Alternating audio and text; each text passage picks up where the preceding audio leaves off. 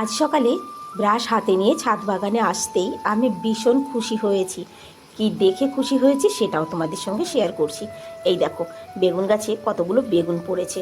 জানো তো, বেগুনের গাছে ফুল আসছে আর ঝরে যাচ্ছে, আসছে আর ঝরে যাচ্ছে। ভেবেছিলাম গাছটাকে আমি তুলে ফেলবো, তারপরে ভাবলাম যে না, আর কিছুদিন অপেক্ষা করা যাক। তারপরে এই দিকটায় যখন চোখ পড়লো, দেখলাম এই কুমড়ো গাছটায় ফুল ফুটেছে। যারা ছাদ বাগানের পরিচর্যা করে তাদের জন্য কিন্তু এটা ভীষণ ভীষণ আনন্দের যে গাছে একটা ফল ধরেছে বা একটা ফুল ফুটেছে। বর্তমান আমার ছাদে সবথেকে ভালো যেটা, সেটা কুমড়ো গাছটা, আমি আগের ভিডিওতেও বলেছি। আর এইদিকে পিপল গাছে অনেক ফুল হয়েছে, সেটা আমি তোমাদের সঙ্গে আগেও শেয়ার করেছি। তবে এই ফুলগুলো আমি তুলে নেব, শুকাবো, কারণ কি আমার এগুলো দরকার। কিন্তু গতকাল বিকেলবেলা এসে দেখলাম ফুল ঝরে পড়ে যাচ্ছে, কথার মানে যেটা পেকে গেছে সেটা পড়ে যাচ্ছে।